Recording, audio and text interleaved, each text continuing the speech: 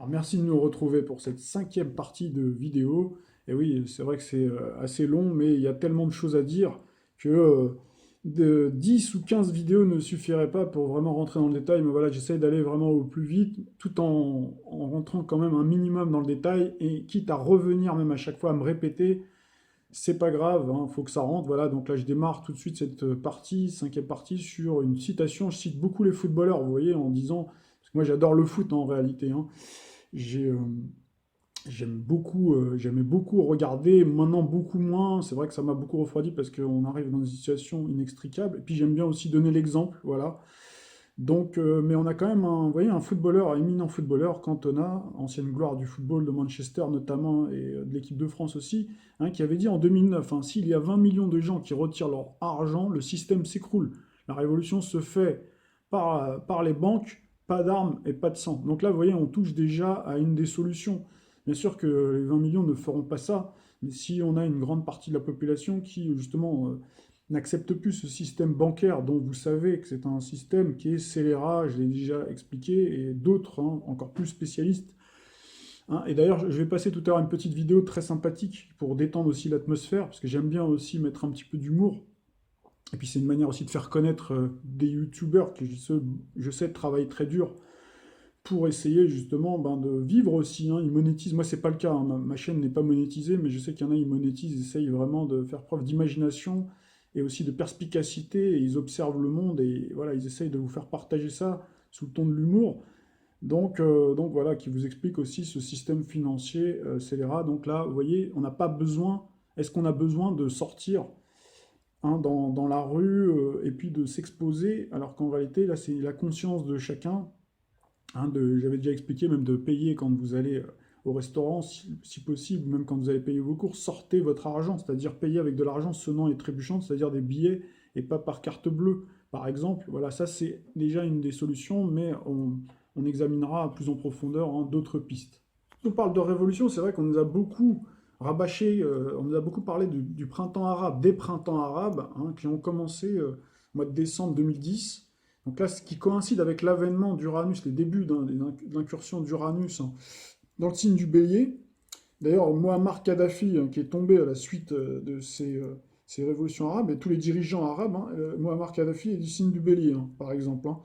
Donc voilà, hein, on nous a vendu aussi, hein, à l'opinion publique, hein, aux masses, hein, qui croient toujours. D'ailleurs, si vous allez sur Wikipédia, vous voyez, hein, donc printemps arabe est un ensemble de contestations populaires d'ampleur et d'intensité très variables qui se produisent dans les nombreux pays du monde arabe, etc. Si vous lisez, vous verrez en fait qu'on vous dit que c'est les peuples, hein. Vous voyez, à chaque fois, c'est le peuple qui a décidé, effectivement, parce que c'est vrai qu'ils ont des motifs, hein, de colère, puisque en réalité, leurs dirigeants, si on regarde par là, hein, c'est des régimes totalitaires, c'est des régimes, c'est vrai, très durs, où il y a peu de place pour la démocratie. Néanmoins, c'était quand même des pays souverains, d'accord? Et donc, vous avez en fait des puissances étrangères en fait qui vont utiliser ces contestations, ces colères légitimes, voilà, pour fomenter des révolutions, pour fomenter justement des peuples qui se retournent contre eux, bien entendu en finançant aussi certains groupes pour justement démanteler ces pays et puis pour mettre après à la tête des nouveaux régimes. Et donc quand vous voyez la différence, hein, qu'il y a aujourd'hui dans ces pays-là, c'est que tous, hein, sont passés, si vous voulez, aux mains de régimes, totalitaires, de régimes encore plus durs, et avec des pays qui sont complètement exempts, qui sont complètement détruits. Donc la situation en réalité est bien pire avant qu'aujourd'hui. Donc il suffit de regarder, hein, les photos. Voilà, 2007, la dictature de Kadhafi. Puis vous avez 2011, hein, la démocratie de l'Occident. Donc après le passage, hein, vous voyez, ça n'a rien à voir. Donc voilà, donc qu'est-ce qu'on préfère? Et d'autant que, par exemple, si on prend le régime libyen, bon, la plupart, hein, tous les régimes comme ça, hein, de ces pays du Moyen-Orient, du Proche-Orient, ils étaient tous copains de toute façon. Au départ, en tout cas, il y avait une collaboration avec nos dirigeants à nous. Et puis après, bon, on voit, il y a un retournement de situation. Donc là, on retrouve bien Uranus, hein, qui se retourne contre ces dirigeants-là. Donc on avait eu, bien sûr, hein, avant ça, on avait la guerre du Golfe, hein, avec Saddam Hussein, par deux fois, deux guerres. Donc là, il faut regarder, en fait, il y a eu tout un agenda qui a été mis en place, hein, depuis depuis la fin des années 80, le début des années 90. Là, vous pouvez retrouver sur YouTube, notamment, on a la déclaration du général Kark, Donc, il y a un ancien commandant hein, donc des forces militaires américaines, voilà, qui dévoile le poteau rose, hein, qui dit clairement que tout était planifié, que donc les faucons de Washington avaient prévu d'attaquer 7 pays du Moyen-Orient. Donc là, vous avez la liste, hein. Donc, bien sûr, on a l'Irak, on a la Libye, on a le Yémen, on a le Soudan, je vais peut-être en oublier, la Syrie, et puis la Libye, et également, là, on a sur le grill en ce moment, c'est le dernier, hein, je crois que j'ai dû en oublier, mais vous retrouverez ça de toute façon, hein, on a l'Iran surtout en ce moment. Et d'ailleurs, en fait, hein, tous ceux qui sont associés de près ou de loin à l'Iran et qui veulent pas obtempérer, eh ben, subissent des dommages collatéraux de la part justement hein, de cette élite mondialisée, donc qui est notamment des Américains, puisque le berceau est quand même là-bas, les forces de l'OTAN notamment, donc qui voilà, mettent des coups de pression de temps en temps à certaines personnes. Quand je dis certaines personnes, c'est des éminentes hein, personnes. Donc on pourrait citer des DSK.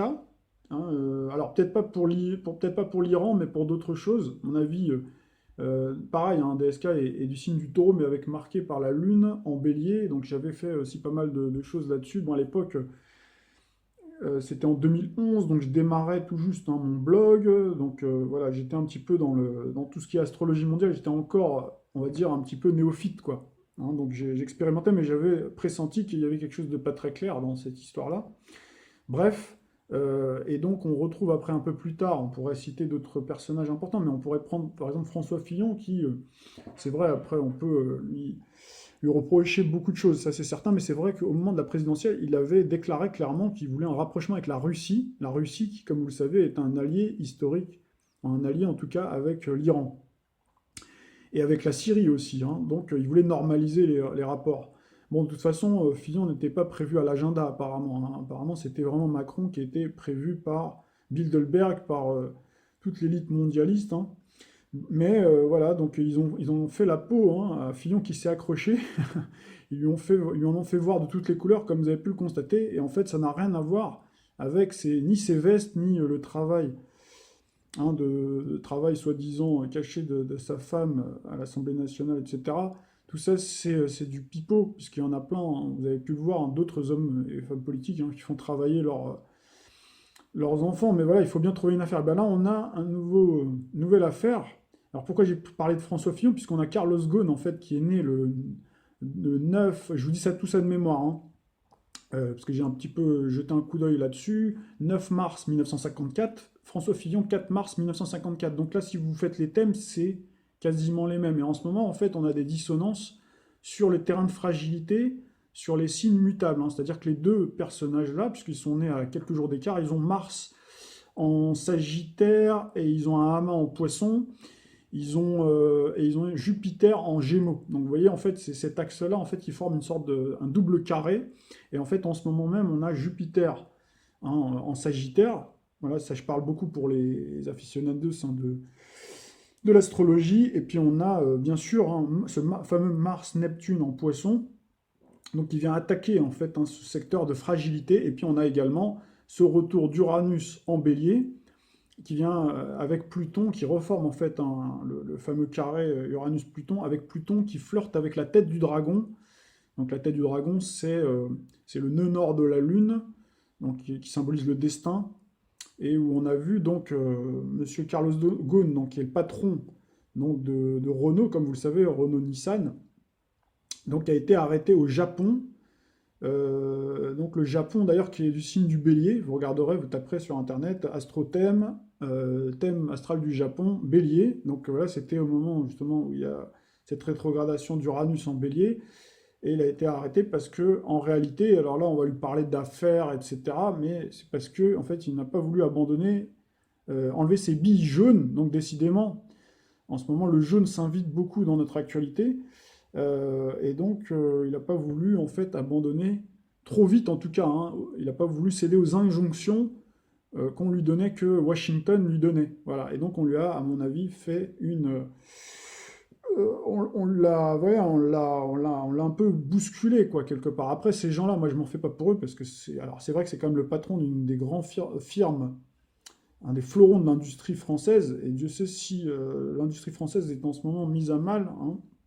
Donc il n'en reste plus beaucoup, et donc je pense que c'est aussi une manière de flinguer, hein, les derniers bastions justement d'industrie, le dernier tissu industriel français déjà qui s'est réduit comme peau de chagrin pour flinguer tout ça. Enfin voilà, tout ça pour vous dire qu'il y a toute une, vous voyez, à chaque fois, toujours il y a un dessous des cartes, surtout quand on voit un puissant comme ça tomber, il faut jamais se dire, alors c'est sûr qu'on les jette comme ça à la vindicte populaire, donc toujours les grands patrons, ben, les gens vont s'acharner, puis on va dire, voilà, ils ont volé, ils ont si, bon, ça on sait, de toute façon, on sait que c'est pas des enfants de cœur, ces gens-là, s'ils sont arrivés à très très haut niveau.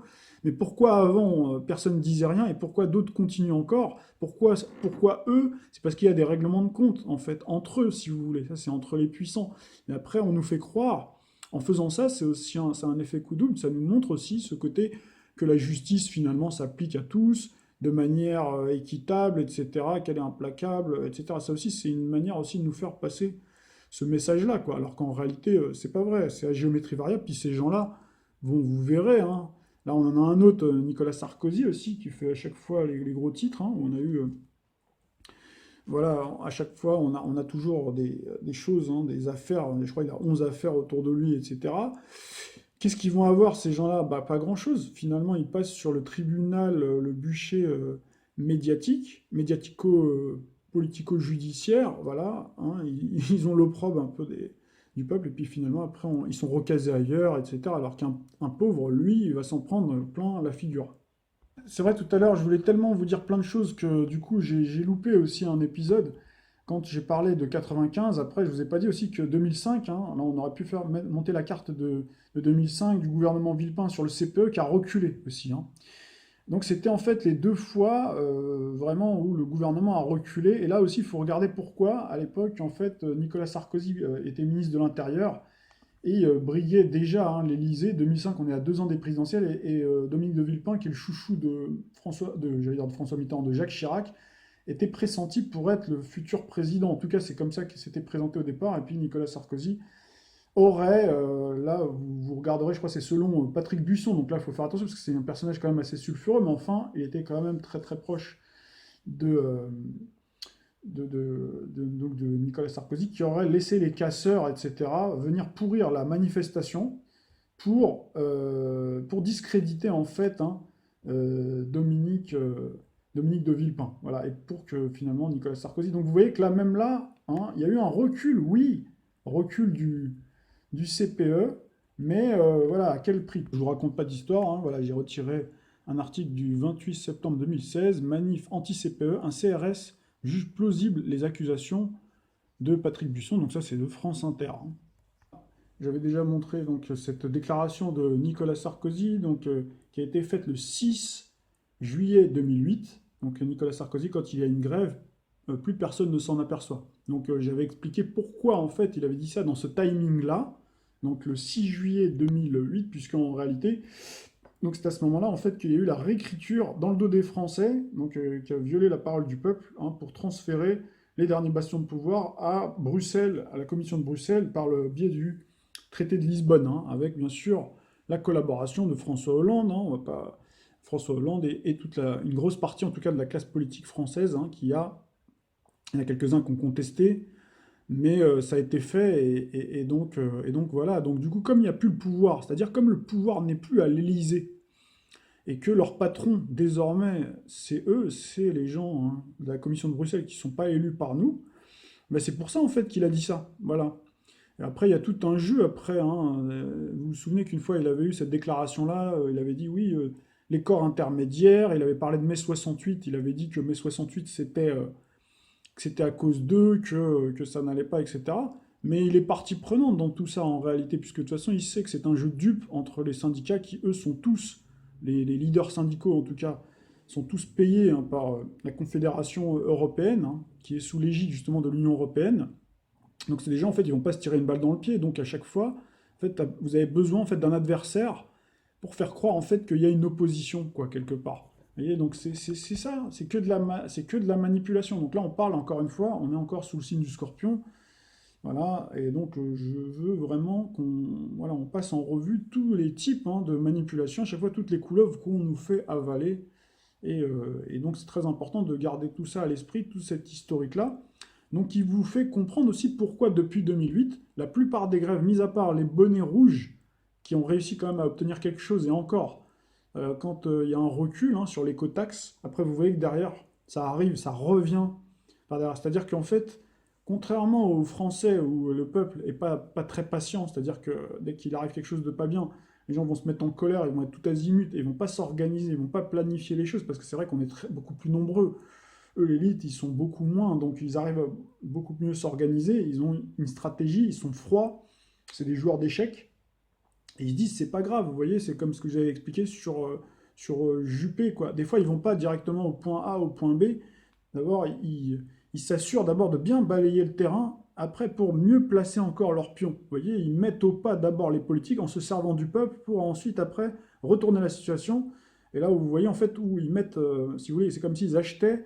Après, ils ont les gouvernements qui sont finalement au garde à vous, quoi. On les caporalise, en fait, les gouvernements, pour après que tout passe comme une lettre à la poste, que les gens après disent Amen. Et puis, une fois que, comme je vous expliquais, que Pluton a pris tous les contrôles, tout le pouvoir, ben, les politiques, s'ils veulent pas faire ce qu'on leur dit, s'ils veulent pas trahir après le peuple hein, pour lequel on les a élus, etc., qu'est-ce qu'ils font? Eh bien, ils les remplacent. Et puis c'est tout. Et s'ils font pas ce qu'on leur dit, je vous avais déjà expliqué, ils mettent une épée Damoclès au-dessus de la tête avec les médias, puisque les médias aussi ont été trustés et appartiennent aux grands, hein, aux puissances d'argent, hein, aux 10 milliardaires, quoi. Donc voilà, tout est cadenassé aujourd'hui, tout est sous contrôle.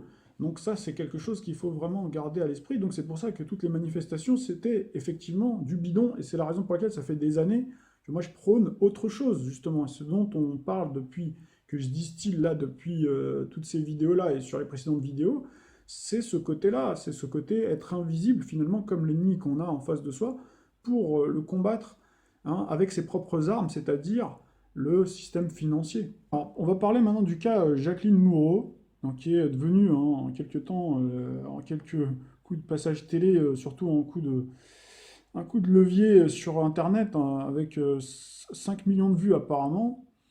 Donc elle est devenue la star l'égérie des Gilets jaunes. Et donc là, je vous invite après à regarder par vous-même, je ne vais pas passer la vidéo, un blogueur donc, qui s'appelle... euh, mince, je sais plus comment il s'appelle. Enfin, en tout cas, le titre, c'est La vérité. Voilà, c'est Insoumis Jules Engan. La vérité est sortie plus vite que prévu sur Jacqueline Moureau. En fait, vous voyez un chat de cette fameuse Jacqueline Moureau, en fait, qui vend la mèche, qui dit en fait qu'elle a déjà rencontré Emmanuel Macron juste après les élections. Elle s'occupait en fait de l'intendance, d'organiser des repas apparemment. Et elle a même rencontré Jean-Luc Mélenchon et François Hollande. Donc, alors il y en a, ils vont dire oui, mais c'est pas parce qu'elle l'a rencontré qu'elle est copain comme cochon avec, elle fait partie d'En Marche, etc. Mais enfin, quand même, c'est assez surprenant que elle ait fait tous les plateaux de télé et que jamais elle n'a mentionné le fait qu'elle ait déjà rencontré Emmanuel Macron, alors qu'elle vend la mèche là, pendant un chat en fait avec des internautes. Donc là, vous verrez par vous-même la vidéo. Et que les journalistes, surtout, parce qu'elle s'est occupée apparemment dans sa mission prioritaire, elle devait voilà, s'occuper aussi des journalistes, etc. Donc normalement, le service presse doit la connaître. Donc il y en a un normalement qui aurait dû dire ah, mais je l'ai déjà vue, Jacqueline Moreau, donc elle n'est pas si inconnue que ça. Donc déjà, vous voyez, ça sent pas très très bon quand même, quoi. Même si après, il y en a qui vont dire ah oui, mais ça veut rien dire, etc. Ouais, mais bon, on a déjà vu ça.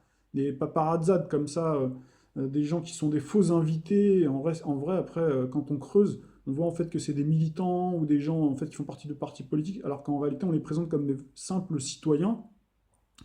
Donc là, il faut vraiment faire attention. Donc là, regardez ça attentivement. Et puis surtout, il faut vous dire une chose, c'est que jamais, hein, je l'ai dit tout à l'heure, je crois, que quelqu'un comme ça fait d'un coup un bond en avant là, de 5 millions de vues, alors qu'en réalité, il y a d'autres internautes comme ça qui se donnent beaucoup de mal et qui font pas autant de vues. Donc là, on voit que les algorithmes ont marché à plein régime, voilà, pour faire fonctionner, voilà, pour que le piège soit tendu et puis qu'on ait une tête de proue, hein, une figure, une égérie, une passionnariat pour lancer l'affaire et pour enraciner le tout. Hein. Là, je vais vous passer une vidéo par contre hein, qui vaut vraiment son pesant d'or. D'autant qu'elle pourrait être supprimée par ce blogueur qui s'est déjà fait striker 2 fois. Et effectivement, la vérité, comme je le disais sur Facebook, n'est pas bonne à dire, aurait dit Coluche hein, devant à la télé, puisqu'il y a trop de monde qui regarde, et apparemment même sur Internet, hein, vous voyez, on en a déjà parlé, que la censure va de plus en plus s'abattre. Et donc voilà, donc c'est intéressant. Donc cette personne-là s'appelle, son pseudo, c'est la mythe dans la caverne. Et donc il vous parle justement de Jacqueline Moureau, et il répond à la question où Madame Moureau dit mais où va l'argent? Mais où va l'argent? Et moi, dans une autre vidéo précédente, j'avais dit mais normalement les gens doivent s'intéresser aussi à savoir où va réellement l'argent. Donc j'avais parlé du puissant fond de la dette. Et lui vous explique ça à sa façon, avec son accent très sympathique, avec beaucoup d'humour, mais vraiment il faut tendre l'oreille parce que ce qu'il dit c'est pétri de vérité. Moureau a récemment osé la question qui fâche. Qu'est-ce que vous faites du pognon? Parce que quand on y réfléchit, à part réfléchir justement, tout ce qu'on fait, y compris les actes primaires dont le fruit s'évacue en tir à la chasse, rapporte des sous à l'État sous forme de TVA et autres mécanismes ingénieux pour nous traire.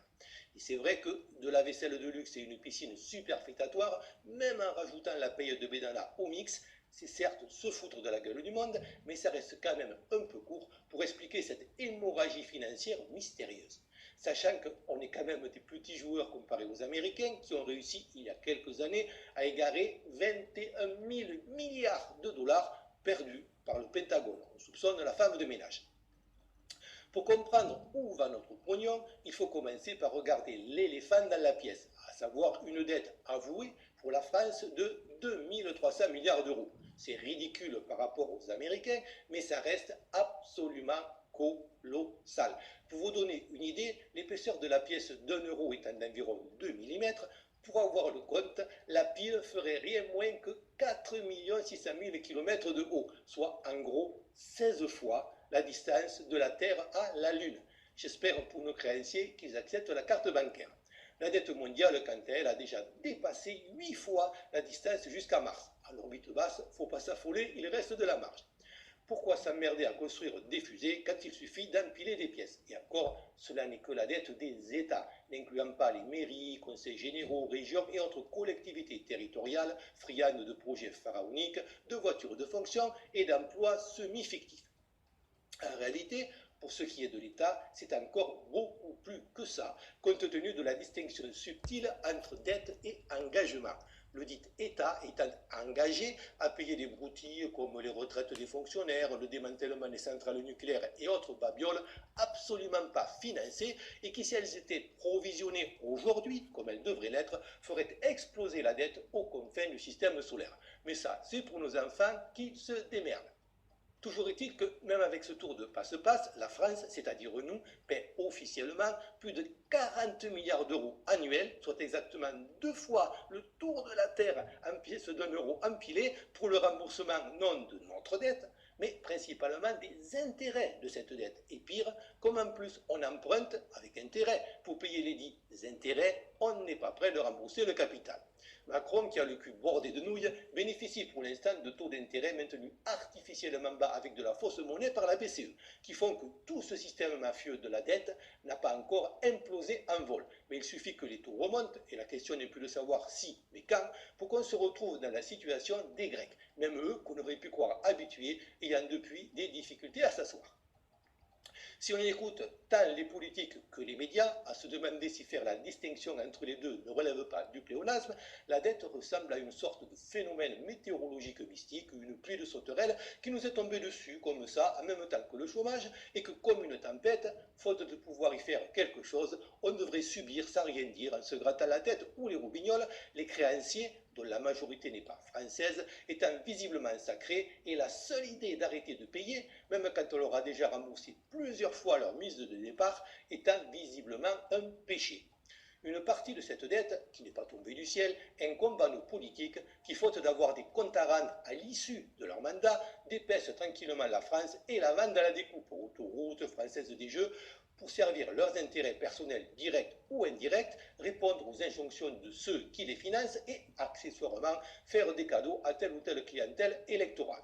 Mais le pompon revient à Pompidou, ancien de chez Rothschild, comme le sauveur jupitérien de la Providence nous a gratifié, et à la fameuse loi de 73, portée par son larbin Giscard d'Estaing, et certes abrogée depuis, mais seulement parce que reprise dans l'article 104 du traité de Maastricht. C'est moi ou je vire Asselineau là? Depuis cette loi, au lieu de s'autofinancer à taux zéro auprès de la Banque de France pour les dépenses d'investissement, comme par le passé, on s'est contraint à emprunter sur les marchés avec des taux qui ont parfois allègrement dépassé les 11%.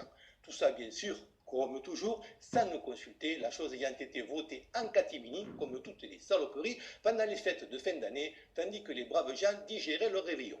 Résultat, nous sommes passés d'un budget excédentaire, et oui, c'est possible. D'ailleurs, la Libye en avait un avant qu'on ne la détruise au nom de la démocratie pour l'obliger à s'endetter, d'un budget excédentaire donc à 2300 milliards de dettes, sachant que nous avons payé en tout près de 2000 milliards rien qu'en intérêt, soit quasiment le montant de notre dette. Et encore, pas sûr que tout ait été correctement évalué pour tenir compte de la dépréciation de la monnaie, car en 1973, une baguette de pain coûtait moins de 10 centimes d'euros.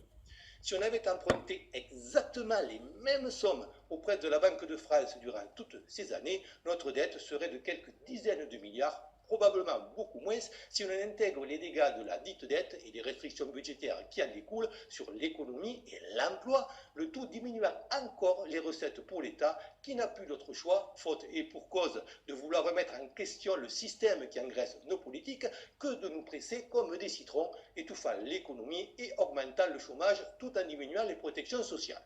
Et si on ne fait rien, il continuera tant qu'il restera un peu de jus et après il attaquera tranquillement la pub. Avoir choisi des gilets jaunes pour le 17 novembre est finalement plus symbolique que ça en a l'air pour les citrons que nous sommes. Pour être honnête, il convient de préciser que toutes ces sommes astronomiques ne sont pas de l'argent, mais les promesses de remboursement, c'est-à-dire la dette de quelqu'un d'autre. Vous m'avez bien entendu, ce que vous touchez à la fin du mois n'est pas de l'argent, mais des promesses de remboursement. Les banques ne prêtent pas d'argent, mais se portent simplement garantes des promesses de remboursement de ceux qui empruntent. En empruntant 1 million d'euros, vous créez à partir de rien 1 million d'euros de promesses de remboursement que la banque négocie et traite comme de la monnaie, prélevant au passage des intérêts qui, eux, sont de la monnaie réelle. Promesses de remboursement qui, en théorie, disparaissent quand le dit remboursement a été effectué. Sachant que les banques ne sont responsables financièrement qu'à hauteur de ce qu'on appelle leur réserve fractionnaire, en gros 1% des fonds qu'elles garantissent, et que même ça n'est pas respecté, étant donné que la dette mondiale dépasse un nombre incalculable de fois la valeur de tout ce que peut produire la planète dans son intégralité, on peut subodorer que si nos braves banquiers dévoilent leur côté taquin quand il s'agit de vous chipoter un découvert pharaonique de 100 euros, ils ne chipotent visiblement pas pareil avec tout le monde. Il faut bien comprendre que derrière les banques, bien cachées derrière des fondations et autres paravents qui font que les plus gros n'apparaissent même pas dans les listes de milliardaires avec lesquels on amuse la plèbe, il y a des gens en chair et en os qui se gavent et achètent avec leur fausse monnaie tout ce qui a une valeur dans le monde réel, immobilier, terres, métaux précieux, pour que quand les banques, qui sont juste un instrument et sont elles aussi en faillite puisque l'argent est pompé ailleurs, pour que donc quand les banques se casseront la gueule, après que grâce à la suppression de l'argent liquide qu'on nous prépare à toute vitesse, elles auront fini de pomper nos sous, qui ne seront plus à nous puisqu'on ne pourra plus les sortir du système bancaire, quand donc le système devenu fou aura atteint ses limites et qu'après une période de chaos on sera bien obligé de repartir à zéro, tout le monde ne repartira pas de zéro. Tandis que même si par force on annule la dette ou qu'elle s'annule toute seule, quand l'argent ne vaudra plus rien, nos enfants auront à assumer les engagements dont je parlais tout à l'heure, sous peine de tous devenir radioactifs, ce qui plombera n'importe quel nouveau système qu'on tentera de mettre en place, les personnes à l'origine de ce chaos, qui posséderont tous ces biens matériels qui ne seront pas affectés par l'évaporation brutale de la monnaie, seront toujours immensément riches et pourront recommencer à acheter les politiques pour repartir sur un nouveau cycle et continuer tranquillement leur raquette. Vous commencez à saisir où il passe le pognon. Dans ces conditions, contrairement à ce qu'a osé affirmer Darmanin, tout au honte but, tout ce qu'on pique ne va pas aux hôpitaux, aux routes ou à l'éducation. Sinon, comment expliquer qu'on paye toujours plus et qu'on a toujours moins en termes de services publics et d'infrastructures? Non, tout ça est payé à crédit pour augmenter encore les dettes et les profits, le tout reposant sur la garantie des quelques miettes que le système n'a pas encore réussi à nous prendre. À l'échelle d'un pays, ce sont de petites miettes, mais à l'échelle d'individus, de même que les fourmis se gavent avec une miette de pain, il en reste assez pour que les politiciens et toute une caste de cafards politico-médiatiques se remplissent la panse en s'affranchissant des règles qu'ils imposent au reste de la population. Le tout en échange de leurs bons et loyaux services envers ceux qui se gavent en haut de la pyramide. Ces parasites ne sont pas concernés par les 80 à l'heure, les PV, l'augmentation des prix des carburants. Un seul mandat leur suffit déjà pour toucher une retraite confortable et souvent ils en cumulent plusieurs, sans compter les postes de prestige bien payés à rien foutre où on les recase dans des trucs culturels bidons financés avec notre dette ou au sein des entreprises auxquelles ils ont rendu de menus services. Ça commence à se voir. Leur mépris aussi commence à se voir. Parce que non content de nous la mettre profond en toute impunité, c'est quand déjà la dernière fois qu'un politique a fini en prison, ils se sentent supérieurs à la plèbe que nous sommes. Eux qui ne produisent rien et sont plus apparentés aux morpions qu'à l'être humain dans leur comportement. Louis XVI, qui lui au moins était un brave type, a simplement commis l'erreur de croire que parce que ça s'était bien passé pour ses prédécesseurs, ça se passerait bien pour lui. Alors dans la vidéo que je viens de passer, je ne l'ai pas mise jusqu'au bout, elle est un peu plus longue, vous la regarderez seul. Donc vous voyez qu'il aborde de nombreux sujets que nous avons déjà abordés. Donc le système de la dette, l'argent dette, on avait déjà, lorsqu'on a fait notre vidéo sur l'euro, et même une autre vidéo également donc sur l'argent, donc la virtualité, l'argent qui devient virtuel. Donc on a parlé de toutes ces choses-là, et puis également du fait que l'élite, en fait, pendant qu'ils amusent la plèbe avec tout ça, et ben, eux s'achètent avec de l'argent factice, ils achètent des biens réels. Et là on retombe sur ce qu'on avait dit sur Uranus, donc qui a amorcé donc son cycle donc en taureau pendant quelques semaines, quelques mois, qui est en train de rétrograder en bélier, mais qu'après, ensuite, il va être vraiment pendant 7 ans, les 7 prochaines années, dans le signe du taureau. Et le taureau, c'est le signe du tangible. Et donc ça, j'avais déjà expliqué à plusieurs reprises que c'est vraiment ça qui compte, quoi. Aujourd'hui, c'est ce qui va compter. J'ai même vu un économiste, tenez-vous bien, qui vous dit que, mais textuellement, j'essaierai de vous retrouver la vidéo, qui vous dit qu'il vaut mieux investir dans des boîtes de raviolis qui vous rapportent plus, parce que les boîtes de raviolis vont monter plus vite que vos intérêts sur le plan épargne que vous avez ouvert, plan épargne logement, plan livret A, etc. Donc voilà, tout ça pour vous dire que ça se rejoint avec ce qu'on avait dit déjà depuis des mois maintenant, concernant Uranus, le fait que maintenant c'est vraiment le tangible et c'est vraiment la nourriture, c'est vraiment voilà, la pierre, l'or, même on avait vu dans la vidéo sur le crack boursier, parce que j'ai, pour ceux qui me découvrent peut-être, j'ai fait toute une série pareille de vidéos pour essayer d'extrapoler, pour essayer de voir à quelle date on pourrait avoir un prochain crack boursier qui effectivement va tous nous mettre. En tout cas, je pense que là, ça risque de faire très très très mal.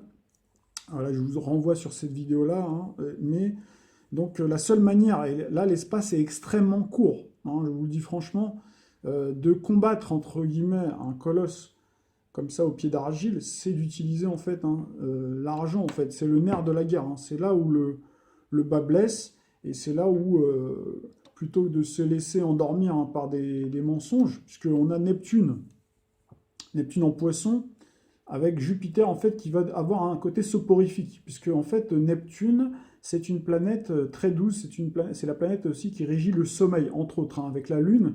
Mais voilà, le fait qu'on ait eu ce démarrage-là d'ailleurs, de ce qu'on nous présente un peu comme une grande manifestation, la vague jaune, etc., c'était avec Lune, Neptune, Mars, vous l'avez vu dans la carte du ciel, dans les vidéos qu'on a faites, en poisson. Donc le poisson qui est un signe en fait qui vient radoucir, et d'ailleurs on a vu le discours des journalistes qui s'est pas mal radouci, j'ai trouvé moi plutôt compatissant, faussement doux et compatissant par rapport à des chiens de garde du système qui sont plus coutumiers à aboyer.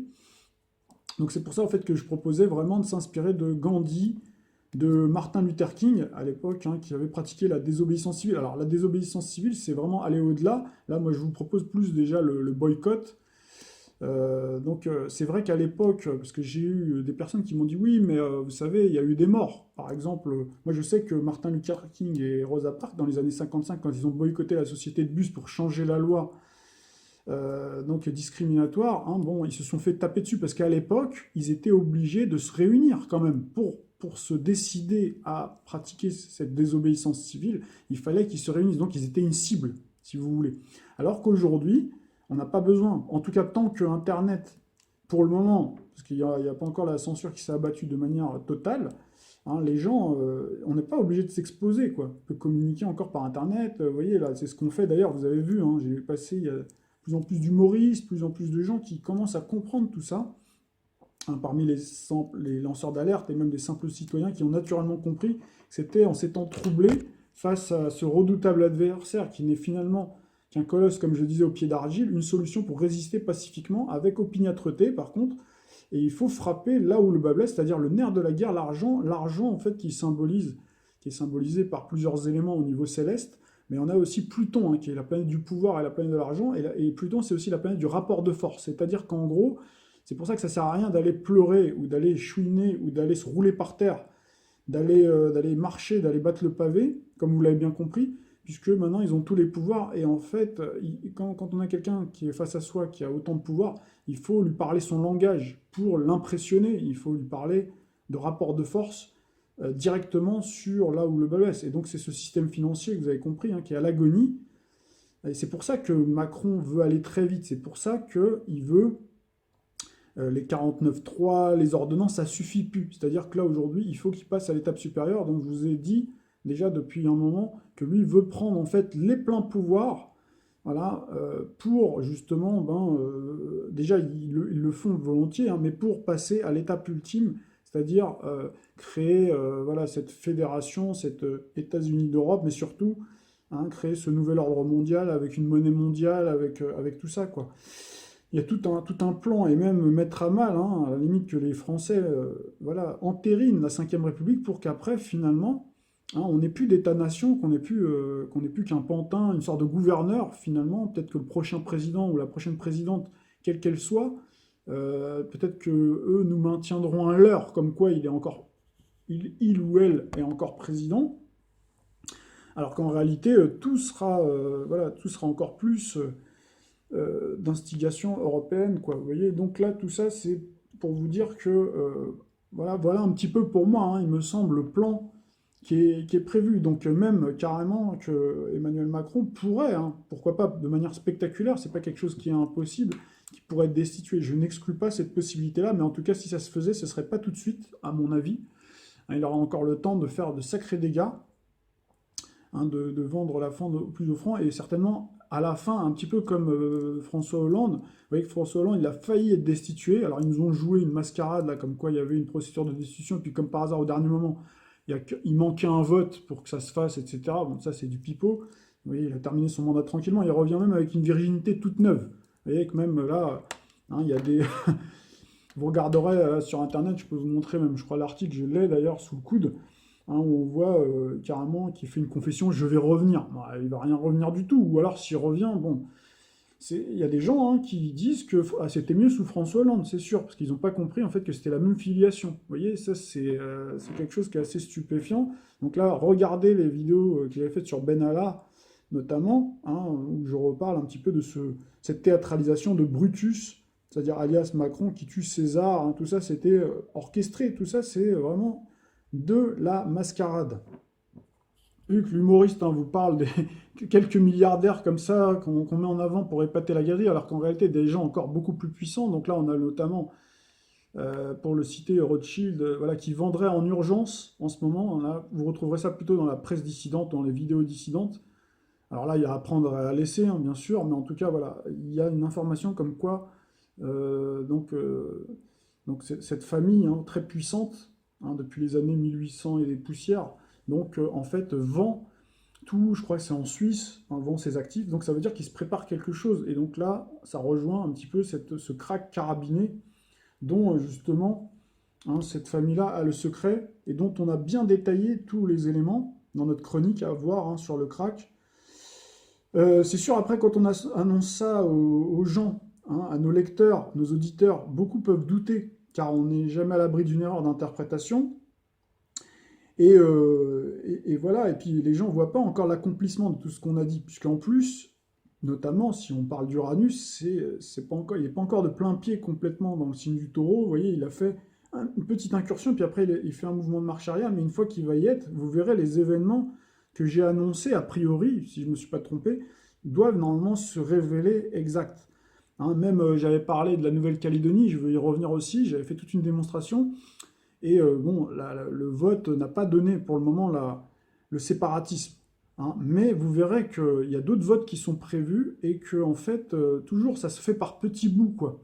Mais que ça se fera. Vous verrez, il y aura des partages, vous verrez même, il y a déjà une apartheid hein, qui existe en France avec des no man's land.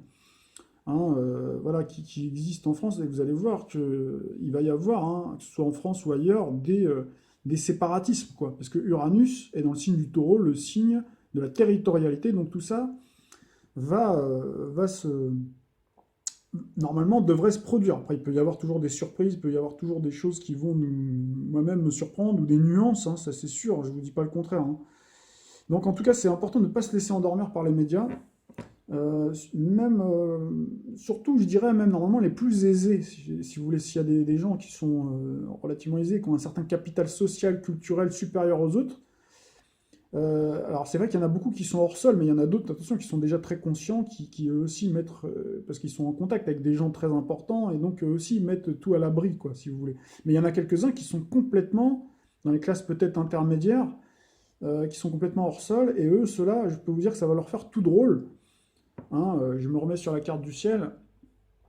Quand Uranus, et là même vous avez les artistes, vous avez tous ceux d'ailleurs qui participent un petit peu, hein, pour continuer à... Parce qu'il y en a quelques-uns qui se rebellent, genre les Depardieu, etc. Mais sinon, la plupart, bon, bah, pour rester dans le système, n'hésite pas à signer des tribunes, des fausses tribunes pour inciter le peuple, par exemple, à manger cette soupe qui est pas bonne, là, de l'écologie, de la soi-disant. Bien sûr que l'écologie, on l'a dit, hein, c'est une noble cause, mais de ce prétexte-là pour justement voilà, pondre toutes ces taxes, quoi. Donc il y a plein d'artistes, vous allez voir, ils vont tomber des nues, et je le dis pourquoi, ça ce sera plus tard, hein, quand on aura Saturne, parce que pour le moment Saturne est à 6 degrés dans le signe du Capricorne, mais beaucoup plus tard quand on l'aura en Verseau, donc dans les années 2020-21, quoi, surtout, hein, donc qui va attaquer justement le Lion, qui va attaquer toute cette partie-là, là, le côté médiatique. Donc là, vous allez voir, hein, des gens qui peut-être ne font pas attention, là, ils vont vraiment, ça va leur faire tout drôle, quand ce cycle négatif, parce qu'on va avoir un cycle négatif, Saturne-Uranus. Saturne et Uranus en taureau. Donc là, on va avoir vraiment... donc là, ce sera 2021, donc prélude. Hein, là, ce sera le prélude au présidentiel. Donc c'est là où tout peut basculer. C'est là où on peut avoir un Macron hein, avec un Saturne qui va être... Parce que lui, il a la lune en taureau, Emmanuel Macron. Hein, vous regarderez son thème, il est marqué, il est fragilisé sur l'axe fixe, quoi. Donc il peut très bien avoir des problèmes juridiques. Vous voyez, Saturne, hein, qui va attaquer la lune popularité, donc c'est peut-être à ce moment-là où on va sortir toutes les affaires qui sont connues, ses financements, etc. Voilà, peut-être qu'après, ce sera à ce moment-là où on voudra le mettre à mal. Bon, il faut faire attention, parce que Saturne va quand même soutenir son côté sagittaire. Donc moi, je vous dis, Macron, il a quand même une certaine faculté de résilience. On dit que le sagittaire, en plus, c'est un signe quand même assez chanceux.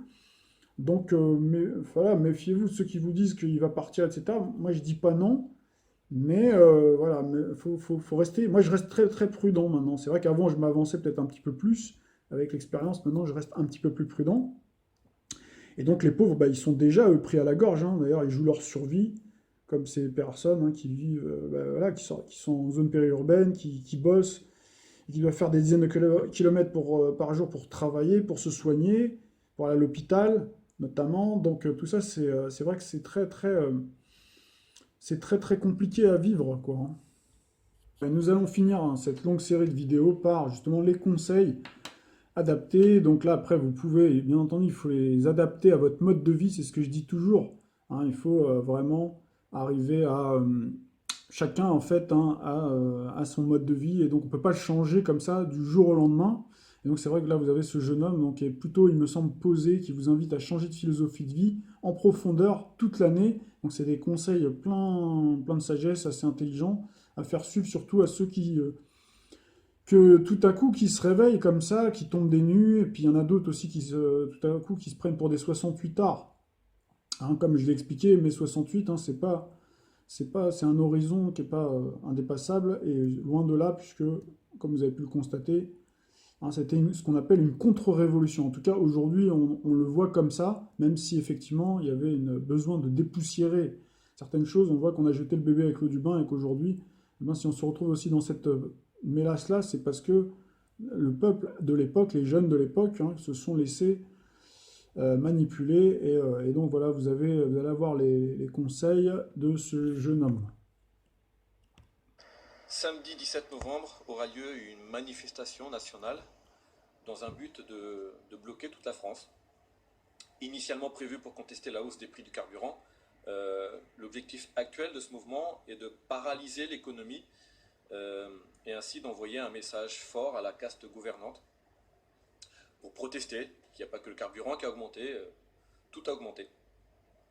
Pour y parvenir, il est préconisé de n'effectuer aucun achat ce jour-là et de sortir dans la rue avec un gilet jaune pour bloquer les ronds-points, les grands axes ou autres.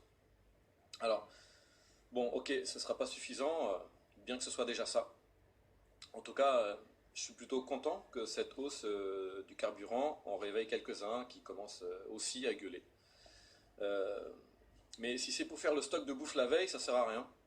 Puis bloquer la route au mec qui a rien demandé ou qui a une urgence, c'est pas cool. Ça nous divisera plutôt que de nous unir. Bloquer l'Elysée, le Sénat ou le Parlement par exemple, ça aurait plus de gueule. Peut-être que c'est déjà prévu, je sais pas. En tout cas, les appels à manifester se multiplient et ça commence à ressembler fortement à une sorte de révolution. Alors je suis pas contre, et certainement que je descendrai aussi dans la rue. Mais ça ne changera rien au problème si ça s'arrête là.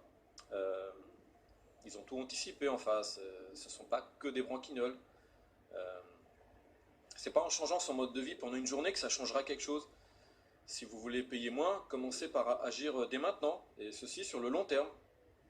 Pourquoi attendre Pourquoi attendre? Il y a plein d'actions simples à mener au quotidien, comme résilier les assurances superflues, arrêter de chier dans l'eau potable chère et rare, vider ses comptes bancaires, consommer local naturel et éviter les produits industriels et transformés, boycotter les marques dont les actes sociaux, économiques ou écologiques sont inadmissibles, privilégier les semences paysannes, soutenir les lieux autogérés, échanger des services entre voisins, cacher les radars à place égide pour faire du fric, refuser d'effectuer des tâches contraires à son éthique, arrêter ses abonnements télé, taguer les panneaux de pub, ne pas acheter les derniers objets à la mode, boycotter les soldes et les fêtes commerciales comme Noël qui approchent, nourrir les SDF, se syndiquer, s'intéresser aux crypto-monnaies, désobéir bordel, mais sans violence et sans emmerder les autres.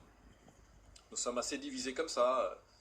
Je mettrai des liens apportant quelques solutions alternatives. C'est pas en bloquant des ronds-points et en décalant la date de vos courses que ça changera quelque chose. Sans compter les faux casseurs qui en profiteront certainement pour tous aborder afin de jouer le jeu des médias et de faire marcher les assurances. Diviser pour mieux régner, comme on dit. C'est un changement de fond qu'il faut. Pas seulement remettre en cause les fondements de cette Europe libérale promue par le capitalisme mondialisé, mais aussi réfléchir aux conséquences de ses actes. Ça me fait sourire quand j'entends les gens qui ont voté Macron se plaindre, alors qu'il n'a jamais caché son rapport décomplexé avec les lobbies industriels productivistes. Ça me fait sourire car perso, je n'ai plus qu'un pied dans ce système. Je fais tout pour en sortir car je n'accepte pas l'idée que l'argent public, mon argent donc, serve pour des causes contraires à mon éthique. Je ne suis donc plus trop concerné, mais à croire que j'aime bien violer les infirmières une fois qu'on a tiré sur l'ambulance. La démocratie a été détournée de son sens initial, alors je pense qu'il est grand temps de se sortir les doigts du cul avant que ça cicatrise. Et la journée du 17 novembre peut être un bon départ. Manifester c'est bien, mais seulement si ça va de pair avec un changement cohérent, profond, et avec la solidarité des forces de l'ordre. Allez, j'embrasse fort tous les désobéissants, on se retrouve dans la rue le 17. Ciao! Alors voilà, vous avez eu quelques conseils avisés de ce jeune homme. Donc plein de bon sens. Et donc on arrive au terme de cette vidéo, de cette série de vidéos, donc qui aura été effectivement très très longue. J'espère instructive pour vous et j'espère que, en tout cas, les personnes qui voilà, avaient peut-être une autre vision des choses vont pouvoir voilà, changer un petit peu, avoir une autre perception peut-être de la situation que celle qu'ils avaient au départ. Donc là, on est... justement, je me posais la question à l'issue de cette vidéo, est-ce que je devrais continuer à faire ce que je fais maintenant depuis un petit moment? Donc qui consiste justement à parler de l'actualité, à utiliser aussi hein, le langage céleste pour parler des astres. Alors, puisque je sais que la situation va devenir de plus en plus complexe et que moi aussi, par rapport à mon planning, ça va devenir de plus en plus difficile de suivre hein, ce rythme effréné de l'actualité. Et en plus, je suis quelqu'un qui aime bien aller au fond des choses. Je ne me contente pas de faire une vidéo de 15 minutes, même si je sais qu'une vidéo de 15 minutes va être beaucoup plus vue qu'une série de vidéos comme ça de 4-5 vidéos, c'est sûr. Parce que si je parle d'astrologie, en fait, on est sur plusieurs dimensions. On est sur la dimension presse, la dimension astrale, la dimension historique. Donc tout ça, ça nécessite de l'explication, donc de passer de l'un à l'autre. Donc vous avez vu, c'est un exercice, un jeu d'équilibriste qui n'est pas si simple que ça à réaliser.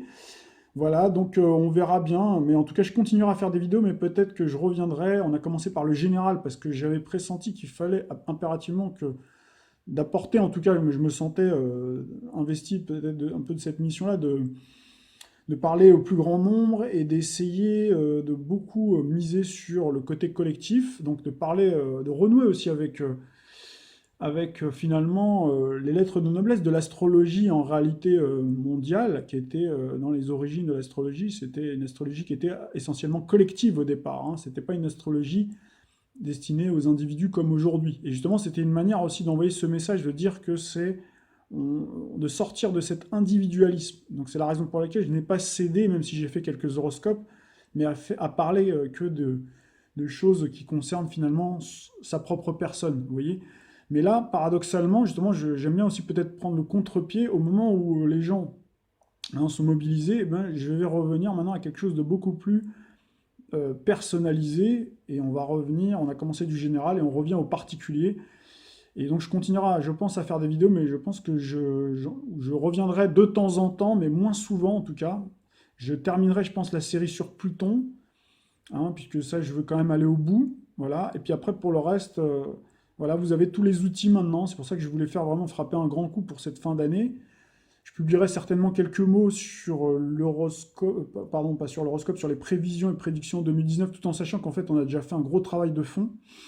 Donc je rajouterai 2-3 petites choses, mais je pense pas que je serai aussi bavard et aussi loquace hein, que les fois précédentes, puisque j'ai déjà dit tout ce que j'avais à dire.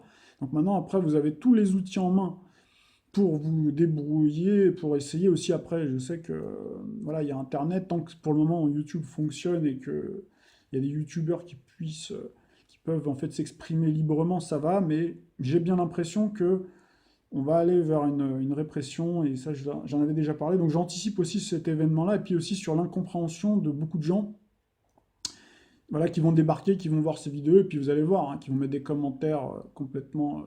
on va après se battre contre les gens, moi, c'est pas mon but. Hein. Donc voilà, mes chers amis, en tout cas, je vous abandonne pas, mais en tout cas, pour ce qui est des actions comme ça, généralistes, vous avez bien compris que ce sera de manière beaucoup plus espacée dorénavant. Et voilà, donc il y a peut-être des chances, je suis en train de réfléchir à l'idée de publier un ouvrage qui synthétise un petit peu tout ce que j'ai dit. Voilà, j'ai déjà amorcé, écrit quelques lignes, mais c'est vrai que j'ai beaucoup de travail à côté, donc on verra. J'ai déjà publié 2 livres, donc je vais essayer en tout cas de resynthétiser tout ça, tout ce travail que j'ai fait depuis 7-8 ans maintenant. Ça va être difficile de faire un travail de synthèse, mais je vais essayer entre 2 consultations. Si j'y parviens, eh ben, vous serez les premiers informés. Donc concernant cet ouvrage. Voilà, je vous dis à très très bientôt et je souhaite vraiment le meilleur pour tout le monde, le meilleur pour notre pays, notre magnifique pays, la France. Et donc j'espère que vous saurez la défendre, mais avec des armes, les armes du cœur, effectivement, là, et essayer vraiment de la jouer collectif. Et voilà, vous avez tous les conseils maintenant pour pouvoir naviguer autant que possible donc dans cet environnement effectivement qui se tend et qui devient de plus en plus complexe. Voilà, je vous dis à très vite et je vous dis à très bientôt.